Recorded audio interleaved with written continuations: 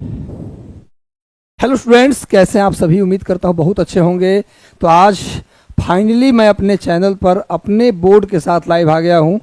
तो बहुत दिनों का इंतजार खत्म हो गया। मैं सबसे पहले तो माफ़ी करना चाहता हूँ कि मैं पिछले मंगलवार को ही बोला था आपको लाइव आने के लिए, लेकिन अब आगाज हुआ है तो अपने अंदाज में फिर से शुरू करने जा रहे हैं।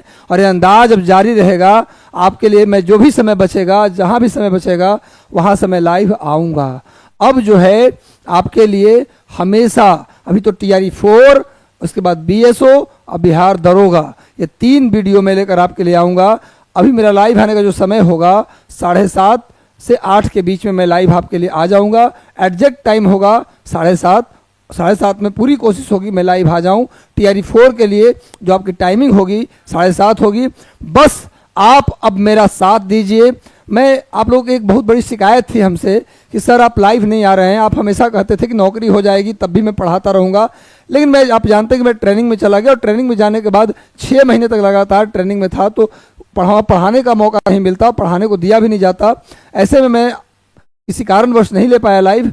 लेकिन अब धीरे धीरे मैं सेटअप बनाया, अपना चैनल बनाया और अब अपने बोर्ड के साथ आया हूँ। जिस तरह से प्यार मुझे पहले दिया आपने, वही प्यार मुझे अभी भी चाहिए आपसे। मैं फिर से बोल रहा हूँ, आपका प्यार, आपका सपोर्ट चाहिए। मैं फाइनली आज अपने बोर्ड से, अपने स्टूडियो से, खुद के स्टूडियो से लाइव आया हूँ, अपने चैनल पर लाइव आया हूँ। इसलिए मेरे विद्यार्थियों, मेरे प्यारे बच्चों, लगातार अब जुड़िए। और मैं बता दे रहा हूँ आपको, मैं टॉपिक वाइज भी लाइव लूँगा, टॉपिक वाइज क्लास मतलब MCQ लेकर आऊँगा।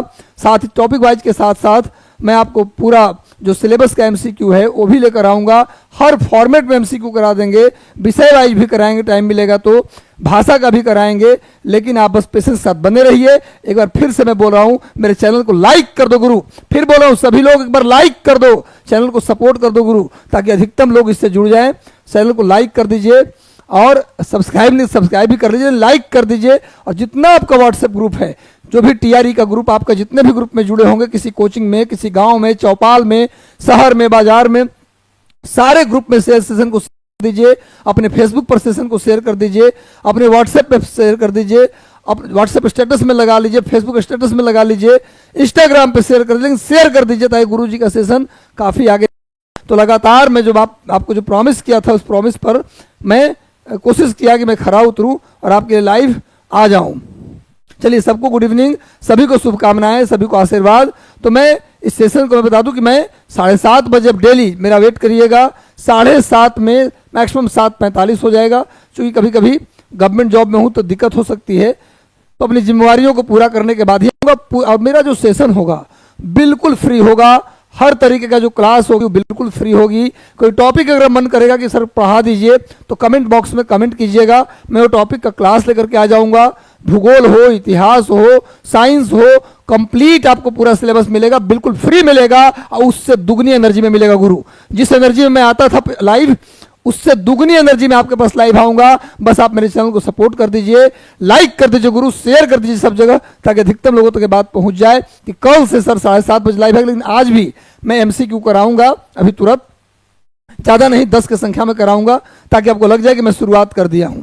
तो याद रखिए, अभी तत्काल TRE 4 के लिए शुरू कर रहा हूं। बस 2-4 दिन का हमको मौका दीजिएगा। तो BSO जो सांख्यिकी पदाधिकारी का वैकेंसी आया वो, और साथ में बिहार दरोगा, उसके लिए भी MCQ लेकर मैं आऊँगा। तो तीनों MCQ साथ में शुरू होगा। बस अपने जितने भी दोस्त हैं, मित्र हैं, उन सब को वीडियो शेयर कर दीजिए।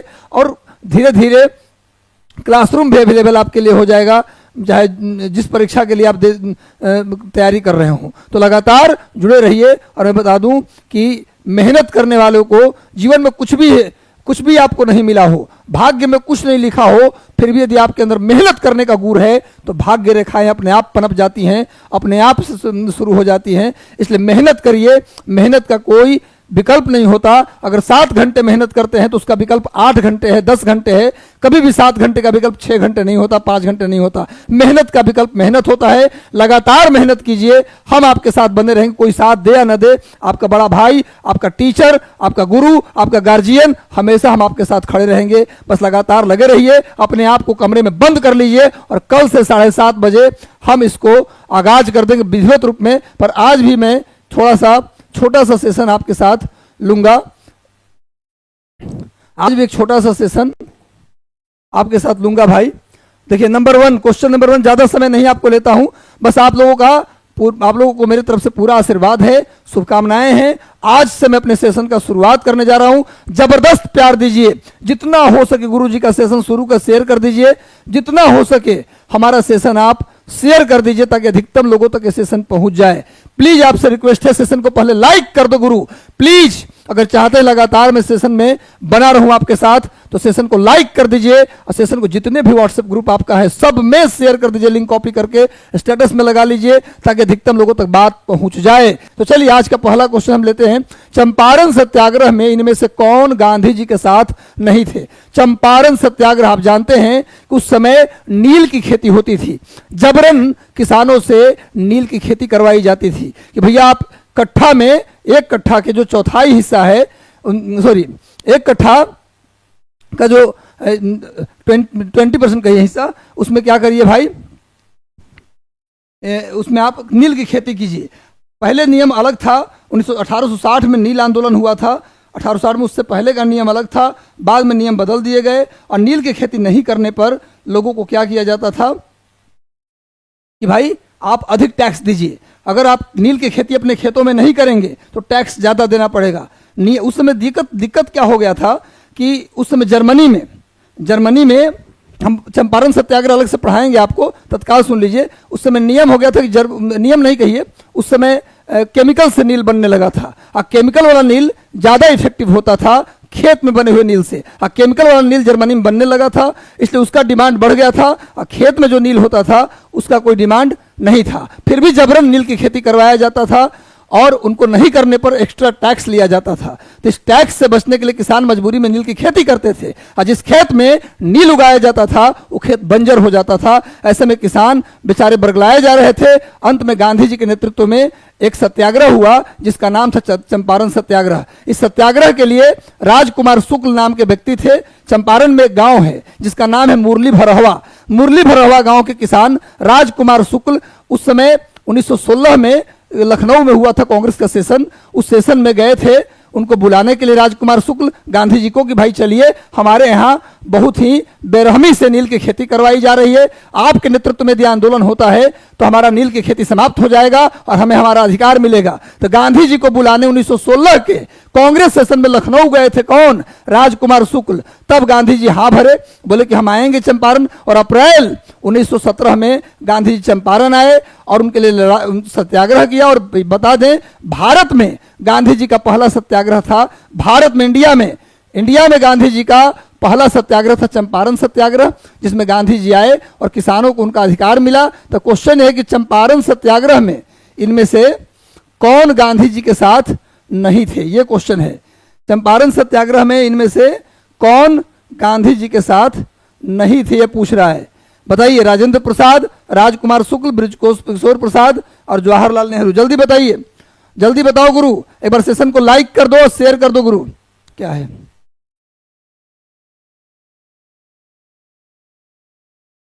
चलिए, सभी को शुभकामना। ममता कुशवाहा, नूर मोहम्मद। चलिए अब हम आ गए गुरु, अब बिल्कुल चिंता करने की जरूरत नहीं है, कल से बेहतरीन तरीके से आगाज होगा। कौन नहीं थे पूछ रहा है, ध्यान दीजिए। क्वेश्चन में एक बहुत बड़ा चीज होता नहीं, कौन नहीं थे। जल्दीबाजी में हम उत्तर दे देते हैं कौन थे वाला।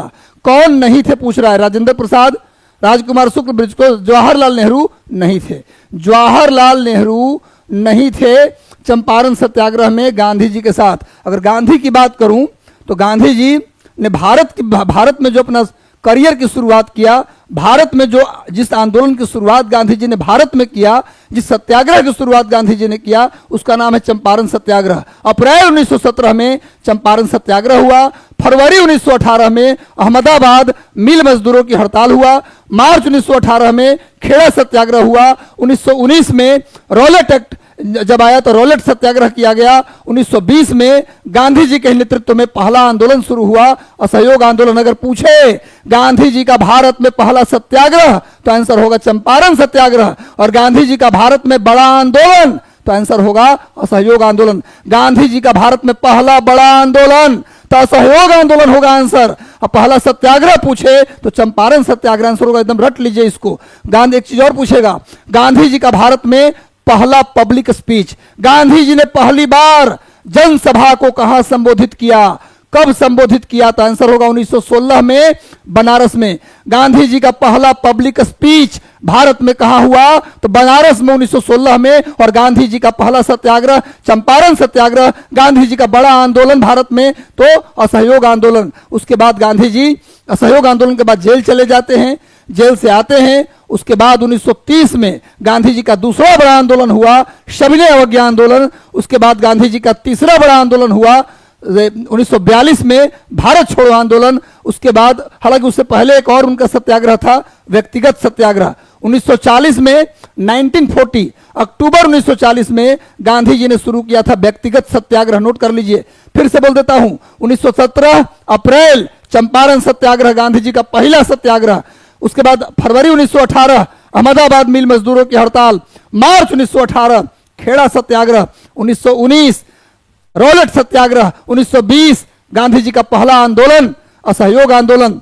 उसके बाद 1930 सविनय अवज्ञा आंदोलन। 1940 अक्टूबर 1940 महीना लिखो, अक्टूबर 1940 व्यक्तिगत सत्याग्रह। उसके बाद 1942 1942 भारत छोड़ो आंदोलन। उसके बाद गांधी जी फिर जेल चले जाते हैं। उसके बाद गांधी जी जब जेल से रिहा होते हैं तो नोआखली में दंगा भड़क गया था 1946 में, वहां पदयात्रा करते हैं जहां गांधी जी के निजी सचिव थे। पूछा जाता है जब गांधी जी 1946 के दंगा भड़के इलाके में पदयात्रा कर रहे थे नोआखली में, तब गांधी जी के निजी सचिव कौन थे? तो ये थे आपके प्यारे लाल। नोट कर लीजिए। तो गांधी जी का पहला स्पीच 1916 बनारस, गांधी जी का पहला सत्याग्रह चंपारण सत्याग्रह, गांधी जी का पहला आंदोलन बड़ा आंदोलन असहयोग आंदोलन। गांधी जी ने सविनय अवज्ञा आंदोलन कब किया भाई? तो 1930 में। और 1940 में अक्टूबर 1940 में व्यक्तिगत सत्याग्रह। 1942 में भारत छोड़ो आंदोलन और 1946 में पदयात्रा किया गांधी जी ने। और आप जानते हैं कि 30 जनवरी 1948 को गांधी जी की हत्या कर दी गई थी। चलिए, तो ये सब आप याद रखिए, बाकी बात हम करेंगे आगे। चलिए, इसके बाद नेक्स्ट आते हैं हम लोग, अगला क्वेश्चन पे आते हैं। ये सब नोट बार बार देखो, बार बार बोलने का मेरा मकसद होता है कि आप नोट करते जाइए साथ साथ। कई सारी बात आपसे करेंगे, लेकिन आप लोग नोट भी करते चलिए साथ साथ। नेक्स्ट क्वेश्चन पे हम लोग आते हैं। अगला सवाल है आपके सामने, जब दिसंबर 1911 में, ध्यान से देखिए, बड़ी इंपॉर्टेंट, एक बार सेशन को लाइक कर दो गुरु, लाइक कर दो। याद रखो इतना बात कि जीवन में कुछ भी बिना मेहनत किए नहीं मिलता, मेहनत के बाद ही सब कुछ मिलता है। चलिए, जब दिसंबर 1911 में जॉर्ज पंचम दिल्ली दरबार के लिए भारत आए थे, तब इनमें से कौन सा निर्णय नहीं लिया गया? बताओ। जब दिल्ली दरबार में हुआ 1911 में, उस समय भारत का वायसराय था लॉर्ड हार्डिंग द्वितीय। भारत का वायसराय, पूछा जाए 1911 में जब दिल्ली दरबार हुआ तब गवर्नर यानी वायसराय कौन था भारत का? तो लॉर्ड हार्डिंग द्वितीय। नोट कर लीजिए, लॉर्ड हार्डिंग द्वितीय के समय दिसंबर 1911 में क्या हुआ गुरु? जॉर्ज पंचम आया, दिल्ली दरबार हुआ। तो उसमें से कौन सा निर्णय नहीं लिया गया? तो सुन लो, कौन सा निर्णय लिया गया पहले बता देता हूं। सबसे पहला निर्णय लिया गया, बिहार को बंगाल से अलग किया गया। बंगाल से बिहार को अलग किया गया क्योंकि उस समय बंगाली बिहारियों का हक मार रहे थे। सारे सरकारी नौकरी में बंगालियों का कब्जा था, सारे स्कूल और विद्यालय बंगाल के क्षेत्र में खुल रहे थे, बिहारियों का हक मारा जा रहा था। तब सच्चिदानंद सिन्हा और उनके द्वारा सपोर्टेड जितने भी लीडर थे, सब ने, बिहार के लीडर ने मांग की कि बिहार को बंगाल से अलग कर दीजिए। तब 1911 में जब दिल्ली दरबार हुआ, तब उसमें निर्णय हुआ कि बंगाल से बिहार को हम अलग करेंगे। और 22 मार्च 1912 को बिहार को एक स्वतंत्र मार्च, लिख लो, बिहार स्वतंत्र प्रांत कब बना? 22 मार्च 1912। 22 मार्च 1912 को बिहार बंगाल से अलग हुआ। यह निर्णय हुआ था दिल्ली दरबार में कि बिहार को अलग कर दीजिए। एक पॉइंट। दूसरा निर्णय हुआ, बंगाल का जो विभाजन 1905 में लॉर्ड कर्जन ने कर दिया था। लॉर्ड कर्जन ने 1905 में बंगाल को हिंदू बंगाल, मुस्लिम बंगाल यानी पूर्वी बंगाल, पश्चिमी बंगाल में बांट दिया था।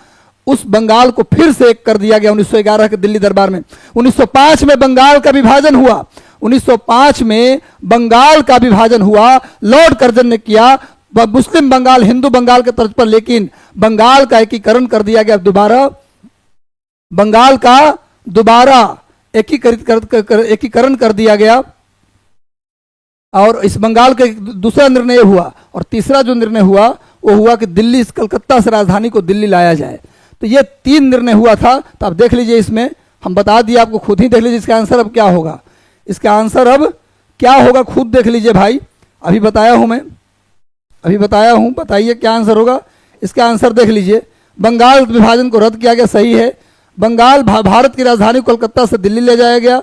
अब बिहार को स्वतंत्र राज्य बना दिया गया, ये वाला नहीं था गुरु। तो इसका आंसर क्या हो जाएगा, इसका आंसर यही हो जाएगा कि दिल्ली दरबार में ये फैसला नहीं लिया गया। चलिए नेक्स्ट आते हैं, और पूरी डिटेल में सब कुछ पढ़ाएंगे। एक बार सेशन को लाइक कर दीजिए गुरु, सेशन को लाइक कर दो, सेशन को शेयर कर देना सभी जगह पर। चलिए नेक्स्ट आते हैं, अगले पॉइंट पे हम लोग आते हैं गुरु। नेक्स्ट आ जाओ, अगला क्वेश्चन। अगला क्वेश्चन है चापेकर बंधुओं, चाफेकर लिखा गया है गलती से, चापेकर बंधुओं के द्वारा, देखिए मैं बता दूं आपको, देखिए भाई जो चापेकर बंधु हैं, ये चापेकर नहीं है, चापेकर है गुरु, चापेकर। एक का, दो भाई थे, एक का नाम था दामोदर हरि चापेकर और एक का नाम था बाल कृष्ण चापेकर। इन दोनों भाइयों ने प्लेग अधिकारी की हत्या कर दी पुणे में 1897। नोट कर लो, भारत में क्रांतिकारी आंदोलन की शुरुआत पूछा जाए कि कहां से हुआ था, तो लिख लो महाराष्ट्र के पुणे से। लिख लो, भारत में क्रांतिकारी आंदोलन की शुरुआत महाराष्ट्र के पुणे से हुआ था। किसने शुरू किया भैया, तो चापेकर बंधुओं ने प्लेग अधिकारी की हत्या कर दी। तो चापेकर बंधुओं के द्वारा प्लेग अधिकारी की जो हत्या की गई महाराष्ट्र के पुणे में, उसी को भारत का पहला क्रांतिकारी आंदोलन की शुरुआत माना जाता है। तो गुरु, चापेकर बंधुओं द्वारा जब प्लेग अधिकारी की हत्या कर दी गई, तो तिलक ने, यानी बाल गंगाधर तिलक ने अपने किस मैगजीन में लिखा कि जिस प्रकार शिवाजी ने अफजल खान की हत्या कर दी थी, उसी प्रकार इन भाइयों ने प्लेग अधिकारी की हत्या कर दी। यह बात किस मैगजीन में लिखा था? चापेकर बंधुओं ने जब प्लेग अधिकारियों को मार दिया, तब तिलक ने खुशी के मारे अपनी किस मैगजीन में लिखा कि जैसे शिवाजी ने दुष्ट अफजल खां को मारा था, वैसे ही प्लेग अधिकारियों की हत्या चापेकर बंधुओं ने कर दी। इस बात को लेकर तिलक को जेल हो गया था कि आप काहे लिखिएगा, एक आदमी मार रहा है हमारे अधिकारी को और आप लिख रहे हैं, इसलिए तिलक को जेल भेज दिया गया था। तो भैया तिलक ने अपने किस मैगजीन में लिखा था? तो गुरु, तिलक ने अपने केसरी मैगजीन में लिखा। इस बात को तिलक ने अपने केसरी मैगजीन में लिखा कि भाई जिस प्रकार शिवाजी ने अफजल खां को मारा, वैसे ही चापेकर बंधुओं ने भी क्या कर दिया, प्लेग अधिकारी को मार दिया। तो मराठा और केसरी, ये तिलक की दो मैगजीन है, बाल गंगाधर तिलक की दो मैगजीन, नोट कर लो, मराठा और केसरी। मराठा किस भाषा में है भैया, ये भी पूछता है, अंग्रेजी में। मराठा अंग्रेजी में और केसरी मराठी में, नोट कर लो भाई। तिलक की दो पत्रिका, तिलक की दो मैगजीन, कौन कौन? मराठा अंग्रेजी भाषा में, केसरी मराठी भाषा में। और तिलक का पुस्तक का नाम है गीता रहस्य। तिलक का जो पुस्तक है वो क्या है जी? गीता रहस्य, नोट कर लीजिए। तिलक की पुस्तक का नाम है गीता रहस्य, ठीक है। नेक्स्ट आते, तिलक की किताब है ये, दो मैगजीन है। नेक्स्ट आते हैं गुरु,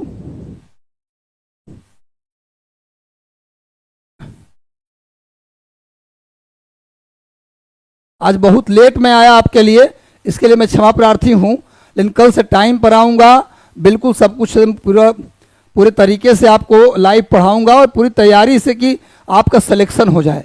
हर वो टॉपिक छुएंगे जहां से आपका सिलेक्शन हो सकता है। पूरे डिटेल पढ़ाऊंगा, हिस्ट्री भी पूरा डिटेल।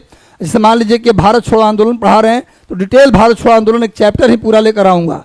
उसी प्रकार से मान लीजिए कि आपको पढ़ना है गवर्नर जनरल वायसराय के विषय में, तो वायसराय ही रटा दूंगा आप लोगों को। उसी प्रकार से कांग्रेस की स्थापना, सारे चंपारण सत्याग्रह से लेकर गांधी जी के सारा आंदोलन डिटेल में चैप्टर वाइज भी करूंगा।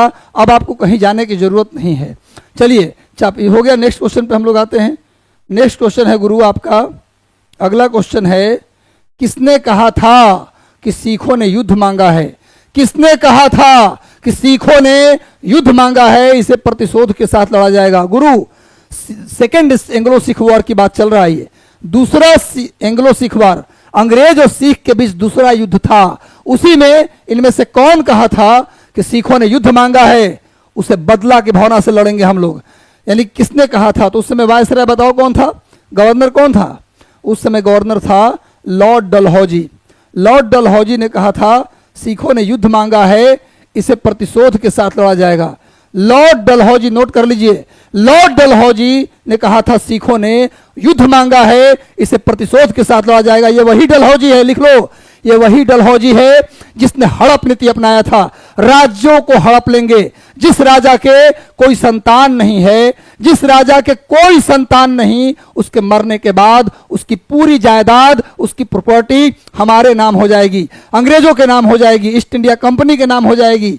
डलहौजी ने नियम बनाया कि जिस राजा के भारत में संतान नहीं, उसका पूरा राज्य हमारा हो जाएगा। वो गोद नहीं ले सकता, वो राजा गोद नहीं ले सकता। जैसे किसी का संतान नहीं तो गोद लेकर अपना बच्चा बना लेगा, अब पाल के बड़ा करेगा, उसी को राजा बना देगा। लेकिन डलहौजी ने कहा कि उस बेटा को जिसको आप गोद लेंगे हम मान्यता नहीं देंगे और आपका राज्य पूरा हड़प लेंगे। और डलहौजी ने कई राज्यों को हड़प भी लिया। हड़प नीति के तहत क्वेश्चन आता है कि डलहौजी ने हड़प नीति के तहत सबसे पहले किसको हड़पा, तो उसके लिए एक ट्रिक बता देता हूं, सजैस बहुझाना। सजैस बहुझाना,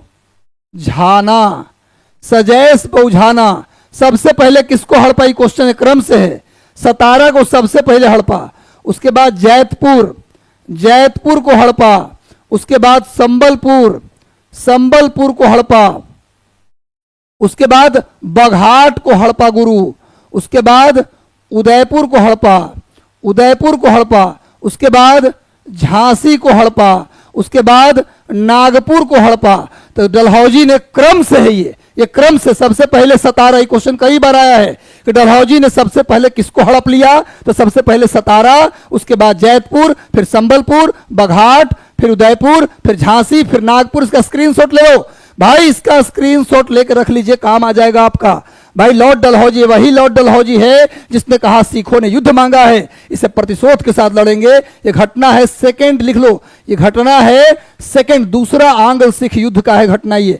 और सुन लो, ये वही डलहौजी है जिसने कर्नाटक के नवाब की पेंशन बंद कर दी। ये वही डलहौजी है जिसने कर्नाटक के नवाब की पेंशन बंद कर दी। ये वही डलहौजी है जिसके समय में कई अच्छे काम भी हुए, कई बुरे काम भी हुए, जिसने पहली बार डाक टिकट जारी किया। ये वही डलहौजी है जिसके समय में पहली बार लोक निर्माण विभाग बना। ये वही डलहौजी है जिसके समय पहली बार विद्युत विभाग बना, विद्युत इलेक्ट्रिसिटी डिपार्टमेंट पहली बार बना, डाक टिकट जारी हुआ पहली बार।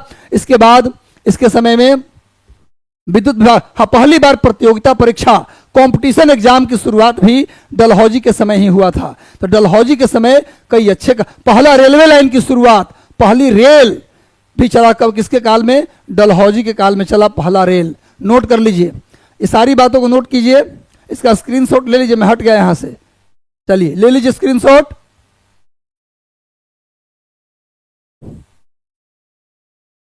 सेशन अच्छे से देखते रहिए, सेशन अब लगातार होगा, टॉपिक वाइज होगा, फुल सेशन भी होगा, डिटेल सेशन भी होगा, टॉपिक वाइज होगा, विषय वाइज होगा, क्लास वाइज भी होगा, प्राइमरी 6 to 8, मिडिल सब कुछ होगा, 9, 10, 11, 12 सबका होगा।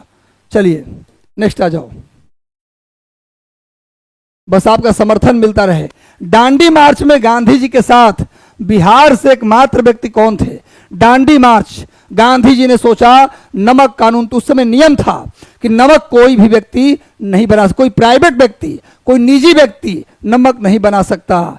तो नमक पर टैक्स था, तो गांधी जी चाहते थे नमक पर सबका अधिकार होना चाहिए, इसीलिए गांधी जी ने नमक को विषय बनाया और नमक कानून को तोड़ने का निर्णय लिया। इसीलिए गांधी जी ने दांडी यात्रा शुरू की, दांडी मार्च शुरू किया। दांडी मार्च मतलब साबरमती से दांडी गए। अहमदाबाद के पास साबरमती एक जगह है जहां से गांधी जी ने पदयात्रा शुरू किया अपने 78 अनुयायियों के साथ, अपने 78 अनुयायियों के साथ पदयात्रा गांधी जी ने शुरू की।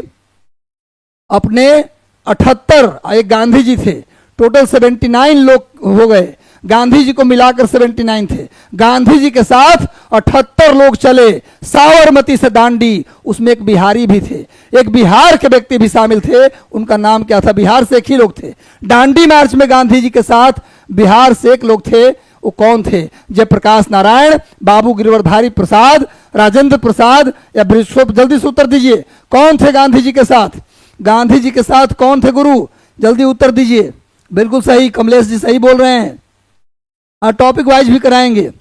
भाई गांधी जी के साथ कौन थे? तो बाबू गिरिवरधारी प्रसाद बिल्कुल सही उत्तर दे रहे थे। गांधी जी 78 लोगों के साथ कहे और दांडी, और 6 अप्रैल को पहुंचे। 12 मार्च को शुरू हुआ। देखो मार्च कब होगा? मार्च में, रट लो, मार्च होगा मार्च में। तो दांडी मार्च की शुरुआत 12 मार्च को होता है और कंप्लीट होता है 6 अप्रैल को। 12 मार्च 1930 नोट कर लो। दांडी मार्च की शुरुआत हुआ साबरमती से। साबरमती से लोग चले दांडी की ओर और दांडी पहुंचे 6 अप्रैल को। 6 अप्रैल को दांडी पहुंचे और समुद्र के पानी से नमक बनाकर नमक कानून को तोड़ दिया गया और उसी दिन से शुरू होता है सविनय अवज्ञा आंदोलन। पूछा जाए कि दांडी मार्च कब शुरू हुआ? तो 12 मार्च को। और सविनय अवज्ञा आंदोलन कब शुरू हुआ? तो 6 अप्रैल को, जिस दिन नमक कानून तोड़ा गया। नोट कर लीजिए। चलिए नेक्स्ट में आते हैं हम लोग। आज ज्यादा लंबा लाइव नहीं करेंगे हम लोग, लेकिन कुछ कर लेते हैं 10 क्वेश्चन तक। अगला सवाल है गुरु, 1946 में भड़के दंगों में, चलिए अभी क्वेश्चन का उत्तर मैं बता चुका हूं पहले ही, जब गांधी जी चंपारण सत्याग्रह के विषय में बता रहा था, नील की खेती से प्रताड़ित किसान के बारे में बता रहा था। चंपारण सत्याग्रह डिटेल में बाद में पढ़ा देंगे हम क्लियर करके, क्योंकि हर बार बदलता रहा था नॉर्म्स कि कितना, कि 1 बीघा में कितना कट्ठा में उगाना है नील। ये 1860 से पहले अलग था, 60 के बाद बदला और फिर तो खत्म ही हो गया। तो बताइए हमको, 1946 में भड़के दंगे में गांधी जी नोआखली की पदयात्रा में थे, तो उनके उस समय निजी सचिव कौन थे? बताए थे भी हम। जो बताएगा उसे मिलेगा एक डेयरी मिल्क। जल्दी बताओ, एक डेयरी मिल्क मिलेगा भाई गुरु। एक बार सेशन को लाइक कर दो, जितने लोग जुड़ गए। मेरा आप लोगों से करबद्ध विनती है कि आप लोग सेशन को लाइक कर दीजिए। जितना लाइक करेंगे आप, उतना ही सेशन रीच पहुंचेगा। एक बार आपका समर्थन, सपोर्ट और प्यार मिल जाए, हम आपके लिए लगातार पढ़ाऊंगा आकर के, मोटिवेशन भी करूंगा। और याद रखिए, आपके साथ एज ए गार्जियन हर जगह खड़ा रहूंगा, ये प्रॉमिस है गुरु। चलिए अब फ्री ऑफ कॉस्ट, इसमें कोई चार्ज आपको देना नहीं है। जल्दी सेशन को लाइक कर दीजिए। बताइए जल्दी कौन है आंसर? प्यारेलाल, जवाहरलाल नेहरू, जेबी कृपलानी में से कोई नहीं? जल्दी बताओ। सब लोग सी उत्तर दे रहे हैं। अब बता चुके, इसका आंसर बता चुके हैं। चलिए हाँ, विक्रम जी सही बता रहे हैं आप। विक्रम जी का उत्तर सही लग रहा है मुझे। चलिए, प्यारेलाल थे। गांधी जी के निजी सचिव। नोआखली में दंगा हो गया था, लोग दिल्ली में बैठे थे और गांधी जी लोगों का आंसू पोंछ रहे थे। और उस समय गांधी जी के निजी, नोआखली वर्तमान में बांग्लादेश में, लिख लीजिए अभी, नोआखली वर्तमान में बांग्लादेश में है। चलिए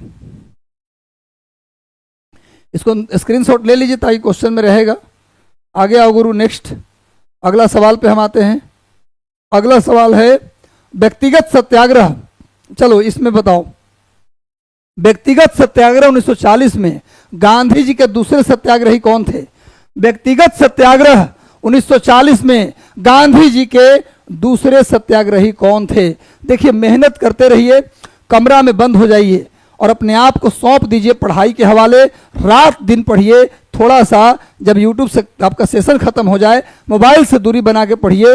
मैं आपको लिखित देता हूं, आपका सिलेक्शन हो जाएगा 100%। सिलेक्शन होता है तो दुनिया जानती है कि इसका सिलेक्शन हो गया। बड़ा इजी काम है, लेकिन कौन जानता है कि हमने क्या क्या झेले हैं, कितने बर्थडे छोड़ा, कितना होली दिवाली और कितने शादी छोड़े, वो सिलेक्शन लेने वाला बच्चा जानता है। बहुत तकलीफें होती हैं, तब जाके एक नौकरी मिलती है हमारी। लेकिन बिना मरे स्वर्ग नहीं मिलता। एक लाइन बताता हूं, बिना मरे स्वर्ग नहीं मिलता गुरु। अपना सब कुछ छोड़ना पड़ता है, तभी सब कुछ मिलता है। लगातार पढ़िए, मेहनत करिए। और जो लोग कहते हैं सिलेक्शन के बाद कि तुम्हारा ऐसी हो गया, उनको बताइए ये फूल मुझे कोई विरासत में नहीं मिले हैं, ये फूल मुझे कोई विरासत में नहीं मिले हैं। तुमने मेरा कांटों भरा बिस्तर नहीं देखा। एक बार कांटों भरा बिस्तर को फूल समझ के पढ़िए। हम लिखित देते हैं कि आपका सिलेक्शन साल 1.5 साल में, जब शुरुआत भी कर रहे हैं तब भी हो जाएगा।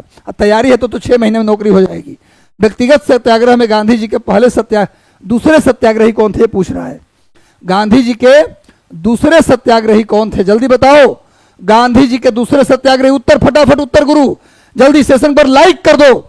जल्दी सेशन से जुड़ गए, अच्छा लग रहा है, सेशन को लाइक कर दीजिए। चलिए, व्यक्तिगत सत्याग्रह में गांधी जी के पहले सत्याग्रही थे विनोबा भावे। गांधी जी के पहले सत्याग्रही कौन थे? पहले सत्याग्रही थे विनोबा भावे। दूसरे सत्याग्रह और तीसरे सत्याग्रही थे गांधी जी के तीसरे सत्याग्रही थे कौन? ब्रह्मदत्त। और दूसरे सत्याग्रही थे पंडित जवाहरलाल नेहरू। गांधी जी के दूसरे सत्याग्रही थे पंडित जवाहरलाल नेहरू। और नोट कर लो टाइम, कल से शाम 7:30 बजे अपना कॉपी कलम लेके तैयार रहिएगा। सेशन के ऊपर शेयर कर दीजिएगा और जितने भी मित्र हैं, ग्रुप हैं, सब जगह कल शाम 7:30 बजे, कल से बिना कोई गैप किए हम लगातार मंडे टू सैटरडे लाइव आएंगे। संडे को कोई स्पेशल क्लास लेंगे हम, स्पेशल हर संडे को भी गैप नहीं करेंगे, उस दिन स्पेशल क्लास होगी। चलिए, पहले सत्याग्रही विनोबा भावे, दूसरे सत्याग्रही जवाहरलाल नेहरू और तीसरे सत्याग्रही ब्रह्मदत्त थे। और लिख लीजिए गुरु, ये व्यक्तिगत सत्याग्रह अक्टूबर 1940 में हुआ था शुरू। नोट कर लीजिए। चलिए नेक्स्ट आ जाते हैं हम लोग, अगले क्वेश्चन पे आ जाते हैं। चलिए नेक्स्ट, इसी तरह समर्थन और प्यार बनाए रखिए, लगातार हम आपके बीच रहेंगे। अब आपको, आपके लिए हम हमेशा दहाड़ेंगे आकर, वही समर्थन दीजिए जो समर्थन आपने पिछली बार दिया था। आपको देखिए मैं आपके लिए क्या क्या करता हूं, मुझे पूरी रात जगना होगा, नौकरी के बाद भी जगूंगा, लेकिन मैं आपके लिए सब कुछ करूंगा गुरु। चलिए नेक्स्ट आ जाइए, अगले सवाल पे हम लोग आ जाते हैं। अगला सवाल है फोन ना, देखिए भूगोल का सवाल आ गया। फोन नामक स्थानीय पवन किस देश में चलती है? हवाएं चलती है, कई प्रकार की हवाएं होती हैं, उसमें एक हवा है स्थानीय पवन। सुनिए, लोकल विंड उसको बोलते हैं, स्थानीय पवन। सुन लो, स्थानीय पवन या स्थानीय हवा या लोकल विंड उस हवा को कहते हैं जो किसी खास मौसम में चले। ध्यान सुनिए, जो किसी खास मौसम में चले, खास स्थान पर चले, उसको बोलते हैं लोकल विंड, स्थानीय पवन। सुन लो मेरे भाई, जैसे लू आपके यहाँ चलता, मई आएगा, अब मई में क्या चलेगा? लू चलेगा। अब बिहार में उसको बोलते हैं लूक, लूक चलेगा बिहार में भैया, लूक चलेगा, धूक के चलेगा लूक, नहीं एकदम धूक के लूक चल रहा है, एकदम लूक मार दिया, कहते हैं ना वही लू। कब चलता है? मई में चलता है। कहाँ चलता है? तो सिर्फ उत्तर भारत में चलता है। तो जब किसी खास स्थान पर चले, ऐसी हवा जो खास स्थान पर चले, हर साल चले पर खास स्थान पर चले और खास समय में चले, उसे स्थानीय पवन कहते हैं। तो जैसे बिहार भारत में लू है, उसी तरह से फोन कहाँ चलती, पूछ रहा है। फोन लू जैसे चलती है वैसे फोन कहाँ चलती है? तो ये चलती है फ्रांस में। कहाँ चलती है? फ्रांस के रोन नदी घाटी में। नोट कर लीजिए, फ्रांस में एक नदी है रोन नदी, घाटी में चलती है, घाटी में चलती है। फोन नाम का जो स्थानीय पवन है वो कहाँ चलती है? फ्रांस में। अमेरिका में कौन है? चिनूक। नोट कर लो, अमेरिका में जो चलती है लोकल विंड उसका नाम है चिनूक, दूसरा का नाम है ब्लैक रोलर, ब्लैक रोलर, और तीसरे का नाम है चिनूक, ब्लैक रोलर, और तीसरे का नाम है गुरु ब्लैक रोलर, चिनूक और सेंटा आना। सेंटा आना, ये तीनों अमेरिका में चलती है, ब्रिटेन में नहीं। अर्जेंटीना में जो चलती है उसका नाम है जोंडा, उसका नाम है जोंडा। नोट कर लीजिए, सब लोकल विंड का नाम बता दिया। अमेरिका में जो लोकल विंड चलती है उसका नाम है चिनूक, ब्लैक रोलर और सेंटा आना, तीन चलती है। अर्जेंटीना में चलती है जोंडा और भारत में चलती है लू। ये सब क्या है? लोकल विंड का नाम है। चलिए इसको आप एक बार स्क्रीनशॉट ले लीजिए ताकि आपको इतना कम से कम याद हो जाए। एक चीज और जान, जो चिनूक को हम लोग बोलते हैं हिमखोर। क्वेश्चन आता है, किस लोकल विंड को हिमखोर के नाम से जानते हैं? किस स्थानीय पवन को हिमखोर यानी स्नो ईटर के नाम से जानते हैं? वो भैया है कौन? फोन। नोट कर लीजिए, एक बार सेशन को लाइक कर दो गुरु, जितने लोग जुड़े हो सेशन को लाइक कर दो, एक बार समर्थन दीजिए आप लोग। कल से शाम 7:30 बजे एक बड़ा आगाज करेंगे, डेली, कल ही नहीं बल्कि रोज होगा। शाम 7:30 बजे का टाइम नोट कर लीजिए और तैयार रहिएगा इस तरह के बेहतरीन सेशन के लिए। चलिए एक बार सेशन को स्क्रीनशॉट इसका ले लीजिए। टोटल 10 क्वेश्चन करेंगे, 11 क्वेश्चन देखते हैं। नेक्स्ट आ जाओ, अगला क्वेश्चन पे आते हैं हम लोग। नेक्स्ट आओ, नेक्स्ट क्वेश्चन है, इनमें से कौन सा हिल स्टेशन उत्तराखंड में नहीं है? इनमें से कौन सा हिल स्टेशन, आप लिख लीजिए। आपने नाम सुना है ना हिल स्टेशन का? सुना होगा, श्रीनगर, मनाली, कुल्लू, सुना है आप लोगों ने नाम? ऊटी। इसी प्रकार पूछ रहा है, कौन सा हिल स्टेशन उत्तराखंड में नहीं है? कौन सा हिल स्टेशन उत्तराखंड में नहीं है, ये पूछ रहा है। कौन सा? चमोली, नैनीताल, रानीखेत, गुलमर्ग। तो गुरु आप जानते हैं चमोली भी उत्तराखंड में है। कौन नहीं है पूछ रहा है? चमोली भी उत्तराखंड में, नैनीताल भी उत्तराखंड में, रानीखेत भी उत्तराखंड में, गुलमर्ग जम्मू कश्मीर में। गुलमर्ग जम्मू कश्मीर में। नोट कर लो, चमोली में क्या है जी? फूलों की घाटी। फूलों की घाटी, नोट कर लो, क्वेश्चन आता है कि प्रसिद्ध फूलों की घाटी कहाँ है? तो चमोली में। प्रसिद्ध फूलों की घाटी चमोली में। और लिख लो नैनीताल के पास जिम कॉर्बेट है। Jim Corbett, Jim Corbett, Jim Corbett कहाँ है? जिम कॉर्बेट नेशनल पार्क लिख लीजिए। Jim Corbett national park, national park. इसी का नाम बदल के कर दिया गया अब रामगंगा। इसी का नाम बदल के क्या कर दिया गया है? रामगंगा नदी के नाम पर Jim Corbett national park Nainital में है। लिख लीजिए, Jim Corbett national park Bharat का पहला नेशनल पार्क है। जिम कॉर्बेट नेशनल पार्क लिखो जी, भारत का पहला नेशनल पार्क पूछे तो क्या आंसर होगा? Jim Corbett national park. Note करो जल्दी से, जिम कॉर्बेट भारत का पहला नेशनल पार्क है जो रामगंगा नदी के किनारे है। इसीलिए मोदी जी ने इसका नाम, मोदी जी आए हैं भैया तो नाम पलटा पलटी खूब हो रहा है। तो भैया जिम कॉर्बेट नेशनल पार्क का नाम बदल के अब रामगंगा कर दिया गया। लेकिन लिख लो, ये भारत का पहला नेशनल पार्क भी है और भारत का पहला टाइगर रिजर्व भी है। ये नैनीताल के पास है। रानीखेत भी उत्तराखंड में है। गुलमर्ग जम्मू कश्मीर में है। नोट कर लीजिए, इसका स्क्रीनशॉट ले लीजिए और सेशन को एक बार प्लीज आप लोगों से आग्रह है, सेशन को लाइक कर दो। लाइक करने में कितना टाइम लगता है गुरु? लाइक कर दीजिए। चलिए आगे आते हैं, नेक्स्ट। चलिए, फूलों की घाटी चमोली। चलिए नेक्स्ट आ जाओ। अगला सवाल, भारत की एक मिट्टी, ध्यान से पढ़िए क्वेश्चन को। भारत की एक मिट्टी जिसमें पानी को बनाए रखने की क्षमता सबसे अधिक है, गर्मी के दिनों में बड़ी बड़ी दरारें पड़ जाती हैं, वह मिट्टी कौन सी है? बताइए कौन सी मिट्टी है जिसमें गर्मी के दिनों में बड़ी बड़ी दरारें पड़ जाती हैं और उसमें पानी को बना के रखने की क्षमता, यानी पानी ज्यादा समय तक मतलब पानी ज्यादा स्टोर नहीं करती, लेकिन जो पानी होता है, समझिए ध्यान से, पानी को स्टोर नहीं करती लेकिन पानी को ज्यादा समय तक टिका के रखती है। कितना भी धूप हो जाए अंदर पानी रहेगा और बड़ी बड़ी दरारें पड़ जाती है। बताइए वो मिट्टी कौन सी है? यही पूछ रहा है। तो भाई ये मिट्टी लाल मिट्टी है, काली मिट्टी है, जलोढ़ मिट्टी? जल्दी उत्तर दीजिए, कौन सी मिट्टी है जिसमें पानी को बना के रखने की क्षमता सबसे ज्यादा है और दरारें पड़ जाती है? भैया ये मिट्टी है काली मिट्टी। काली मिट्टी, इसी को हम रेगूर मिट्टी के नाम से भी जानते हैं। काली मिट्टी को हम लोग रेगूर मिट्टी भी कहते हैं और इसको खुद से जुता हुआ खेत भी कहा जाता है। दरारें पड़ जाती हैं तो लोग कहते हैं भैया अपने आप जुत गया है, उस तरीके से। तो काली मिट्टी का दूसरा नाम नोट कर लो, रेगूर मिट्टी है। सबसे अधिक पानी, देर तक पानी को बना के रखती है और गर्मी के दिनों में इसमें बड़ी बड़ी दरारें पड़ जाती है। लिख लो, एक चीज और लिख लो, काली मिट्टी का रंग काला क्यों होता है? क्वेश्चन आता है, काली मिट्टी का रंग काला क्यों होता है? तो लिख लीजिए, मैग्नीज के कारण, मैग्नीज के कारण और लोहा के कारण काली मिट्टी का रंग काला होता है। लाल मिट्टी का रंग लाल क्यों होता है? तो लोहा के ऑक्साइड के कारण।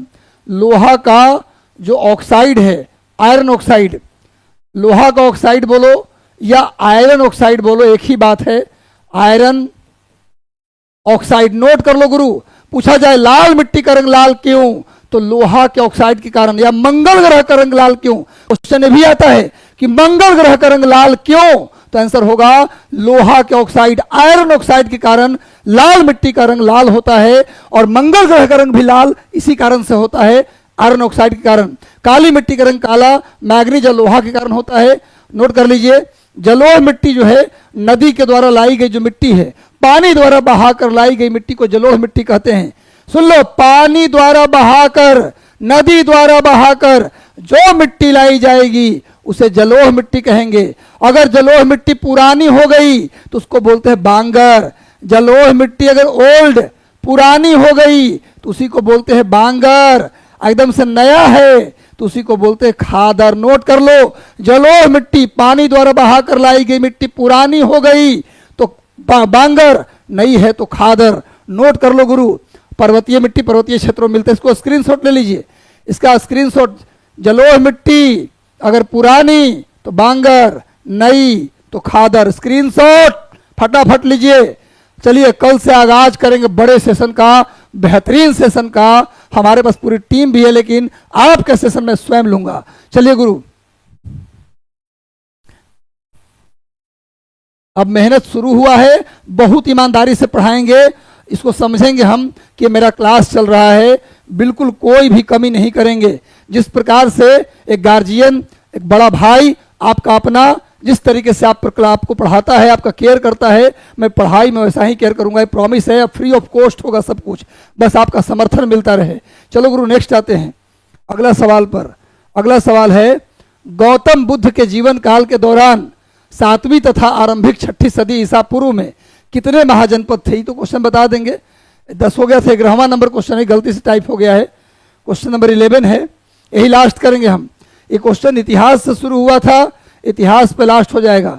भाई महात्मा बुद्ध के समय भारत में कितने महाजनपद थे? सुन लो, बौद्ध धर्म के ग्रंथ लिख लो, बौद्ध धर्म के ग्रंथ अंगुतर निकाय और जैन धर्म के ग्रंथ भगवती सूत्र, दोनों लिख लो नाम, यही 2 नाम लिखो। जैन लिखो, जैन धर्म के ग्रंथ भगवती सूत्र, जैन धर्म के ग्रंथ भगवती सूत्र और बौद्ध धर्म के ग्रंथ अंगुतर निकाय के अनुसार बुद्ध के समय में 16 महाजनपद थे, जिसमें सबसे ज्यादा उत्तर प्रदेश में थे।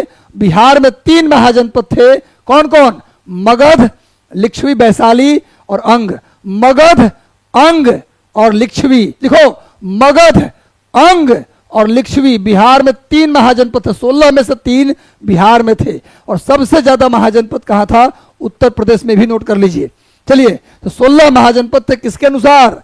भगवती सूत्र जैन धर्म के ग्रंथ, भगवती सूत्र और बौद्ध धर्म के ग्रंथ अंगुतर निकाय के अनुसार। तो आज हम लोग 11 क्वेश्चन कर रहे हैं। आगे चलते हैं, नेक्स्ट नहीं और क्वेश्चन करते हैं।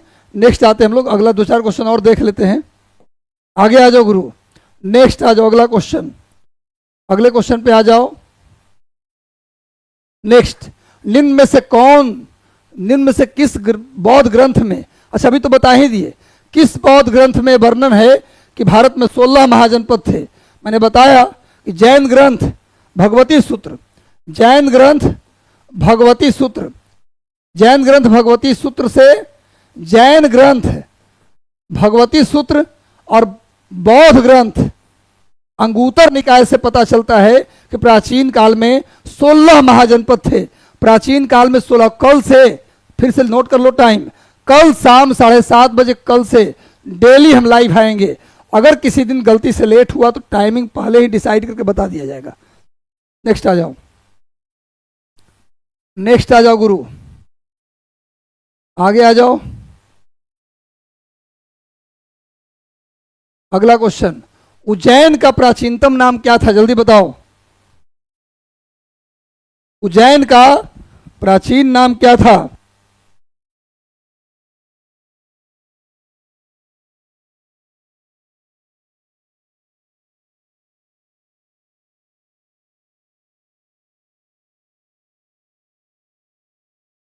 चलिए, उज्जैन का प्राचीन नाम क्या था?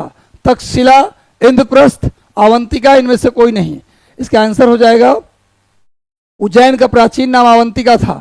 अवंती, उज्जैन का प्राचीन नाम क्या था? अवंती। चलिए, उज्जैन वही है। उज्जैन किस नदी के किनारे है जी? उज्जैन क्षिप्रा नदी के किनारे है। उज्जैन क्षिप्रा नदी के किनारे है, नोट कर लीजिए। उज्जैन में महाकुंभ, कुंभ का मेला भी लगता है। उज्जैन में कुंभ का मेला, वैसे कुंभ मेला भारत में 4 स्थान पर लगता है। कुंभ मेला भारत में 4 स्थानों पर लगता है गुरु, लिख लो। नासिक में लगता है गोदावरी नदी के किनारे, लिख लो। हरिद्वार में लगता है, हरिद्वार में लगता है गंगा के किनारे। इलाहाबाद में लगता है गंगा यमुना सरस्वती के किनारे। और उज्जैन में लगता है क्षिप्रा नदी के किनारे कुंभ का मेला। उसके बाद उज्जैन में महाकाल मंदिर है, महाकाल मंदिर है गुरु, शिव जी का ज्योतिर्लिंग है। उज्जैन में, उज्जैन क्षिप्रा नदी के किनारे है, कुंभ का मेला लगता है और महाकाल मंदिर है। 3 बात याद रखो। उज्जैन का पुराना नाम अवंतिका था। चलिए, इसका स्क्रीनशॉट ले लीजिए, स्क्रीनशॉट ले लो गुरु। नेक्स्ट आ जाओ, अगले क्वेश्चन पे हम लोग आते हैं। अगला क्वेश्चन आ जाओ, नेक्स्ट सवाल, प्राचीन भारत में, अच्छा एक बात और आपसे बात करना था मुझे, आप लोग बताइएगा, राय दीजिएगा इसमें। एक बार सेशन से जुड़ गए तो सेशन को एक बार प्लीज लाइक कर दीजिए। हम लोग सुबह में चाह रहे हैं कि सुबह करीब 6:30 या 6 बजे हम लोग आप लोगों के लिए करंट अफेयर का सेशन लेकर आए। बहुत बेहतरीन शानदार करंट अफेयर लेकर आएंगे। आप लोग अगर यस बोले तो हम करंट अफेयर के सेशन की शुरुआत नेक्स्ट वीक से कर देंगे। यदि आप कहेंगे तो सुबह 6 बजे या सुबह 5:30 बजे, जैसा आप कहेंगे हम लाइव सेशन लेकर आएंगे करंट अफेयर का भी। यदि यस बोलिए तो करेंगे, और सेशन को लाइक कर दो गुरु। प्राचीन भारत में महाजनपदों के शासकों ने अपने क्षेत्र में भाग नामक कर किससे वसूल किया था? भाग नामक कर किससे वसूल किया था? नोट करिए जल्दी से। कई प्रकार के टैक्स होते थे, उसमें एक टैक्स होता था भाग। बताइए, कई प्रकार के टैक्स होते थे, उसमें एक टैक्स होता था भाग। भाग नाम का टैक्स किससे वसूल किया जाता था? तो ये वसूल किया जाता था किसानों से। नोट करिए। चलिए नेक्स्ट में हम लोग आते हैं, जल्दी जल्दी कर लेते हैं, कुछ क्वेश्चन और कर लेते हैं। किसानों से, प्राचीन भारत में महाजनपद के शासकों ने अपने क्षेत्र के किसानों से भाग नामक कर वसूल किया, टैक्स वसूल किया। आमतौर पर भाग कर फसल की उपज का कितना लगता था? 1/6। नोट कर लो, किसानों से जो टैक्स लगता था 1/6 लगता था। नेक्स्ट आ जाइए, अगले सवाल पे आते हैं हम लोग। 16 महाजनपद के युग में मथुरा इनमें से किसकी राजधानी थी? जो 16 महाजनपद थे, आज जो मथुरा है वो किसकी राजधानी थी? कंस की राजधानी थी मथुरा। कंस मामा की राजधानी थी मथुरा। मथुरा किस राज्य की राजधानी हुआ करता था? आपको बताया हूं कि 16 महाजनपद में सबसे ज्यादा महाजनपद उत्तर प्रदेश में थे, और उत्तर प्रदेश में कौन सा महाजनपद था जिसकी राजधानी थी मथुरा? मथुरा राजधानी किसका था? जल्दी बताओ। सुरसेन। सुरसेन की राजधानी था मथुरा। नोट कर लीजिए, सुरसेन की राजधानी मथुरा। नेक्स्ट आ जाइए, अगले सवाल पे आते हैं। और कल से 7:30 बजे तैयार रहिएगा एक आगाज के लिए, और अगले हफ्ते मंडे से हम लोग क्या शुरू कर देंगे? सुबह 6 बजे बेहतरीन करंट अफेयर का सेशन होगा। TRE 1 वाले, TRE 4 वाले भी देखिए, BPSC वाले भी देखिए, सारी परीक्षाओं को लेकर एक बेहतरीन करंट अफेयर लेकर आएंगे, जिसमें जितने भी अखबार हैं, इंडियन एक्सप्रेस, हिंदू, जनसत्ता, दैनिक भास्कर, जागरण, हिंदुस्तान, सबको खंगाल के लाएंगे और बेहतरीन लाएंगे, जिससे बाहर करंट भी नहीं जाएगा। तो सुबह 6 बजे उसका बता देंगे संडे को हम। चंड प्रद्योत किस प्राचीन गणराज्य का राजा था? चंड प्रद्योत, वही चंड प्रद्योत जिसको पीलिया हो गया था, वही चंड प्रद्योत जिसको जॉन्डिस हो गया था, पीलिया, जिसके इलाज के लिए मगध के राजा, यही मगध जिस धरती से मैं लाइव आ रहा हूं, मगध के राजा बिंबिसार, मगध के राजा बिंबिसार ने, बिंबिसार की बात मैं करूं, उसने अपने एक वैद्य था उसका जीवक, बिंबिसार का एक वैद्य था जीवक, उसको भेजा था इलाज के लिए, चंड प्रद्योत के इलाज के लिए जीवक को भेजा गया था। बिंबिसार का, मगध के राजा बिंबिसार का राज वैद्य था जीवक, जिसको भेजा गया चंड प्रद्योत के पास, जॉन्डिस को हो गया था इलाज के लिए। तो भैया ये राजा था अवंती का, उज्जैन का राजा था, अवंती के राजा चंड प्रद्योत था, जिसके इलाज के लिए बिंबिसार ने अपने राज्य वैद्य जीवक को भेजा था, वही अवंती जिसकी राजधानी था उज्जैन। चलिए नेक्स्ट आते हैं, और नेक्स्ट आ जाते हैं गुरु, अगला सवाल